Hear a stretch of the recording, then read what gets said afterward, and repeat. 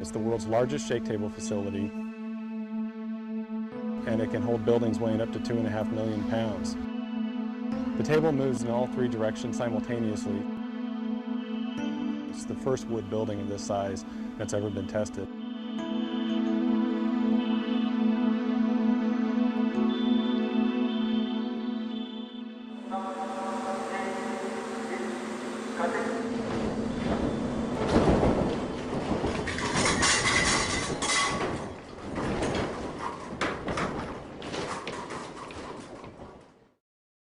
The entire project is called the Nicewood Capstone Test, a project funded by the National Science Foundation. The project is led by Colorado State University, and Simpson was a close technical collaborator. The popularity of mid-rise wood frame construction has soared in urban areas, and so there's not a lot of information on how to design those types of structures.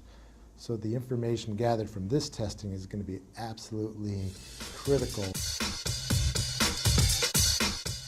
The condominium tower was built as a actual condominium would be constructed with 23 1- and 2-bedroom living units. We're testing a 7-story, 23,000 square foot, 800,000 pound building in 3 dimensions. This collaboration with all the folks involved is really going to culminate in a test that's going to show how our products perform in a very severe seismic event. The forces of an earthquake on a structure of this size create a lot of secondary forces inside of the building, and the only way to hold those forces together is with connectors such as the ones that Simpson Strong Tie makes and provides. In this building, we have a wide variety of Simpson Strong Tie products, from large hold-down rods that run 7 stories up to the roof, known as ATS, or anchor tie-down system. We have a number of shear transfer elements in here, and straps and the floor plates to help tie the floor plates to the shear walls. In short, we're building what we call a complete load path.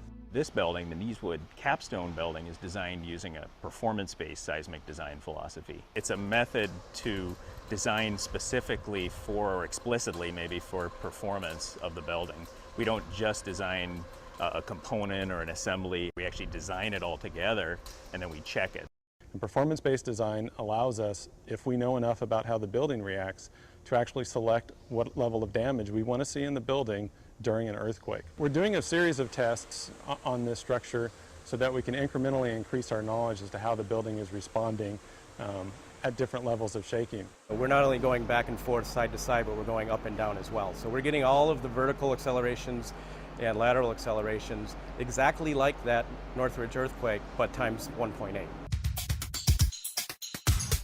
There's approximately 300 sensors in the building, measuring everything from movement to force to acceleration. Once that data and information is gathered, then it can be used to develop new design procedures and new construction methods. So we're able to take what the engineers have modeled, compare it to how the building actually performed, and that's going to give us a lot of great data for years and years to come. What we're really doing here is we're demonstrating that you can build a 6-story or even a 7-story possibly wood structure in a high seismic zone and have it perform how you want. It's safe, it's cost effective, and frankly they're very little damage. Really, for 5% or less in your construction material costs in the beginning of the building, you can not only save the occupants of the building, but you can also save the structure. This test will change the way light frame wood is designed over the next 10 years. We've invited several key engineers from across the country, building departments. There's folks from all over the world coming to see this. When you see an actual test, the impact that has on you is so significant that it really makes you think twice about what you put down on paper.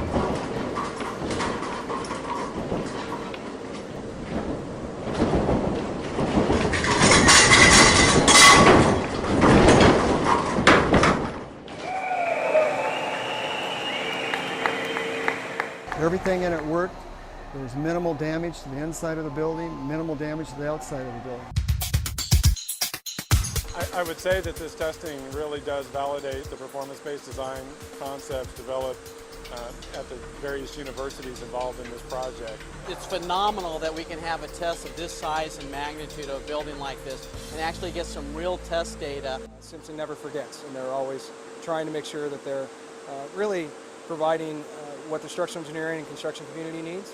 And I've always been impressed with taking that extra step to really know the science part of what we do. It's truly unprecedented what they've done today.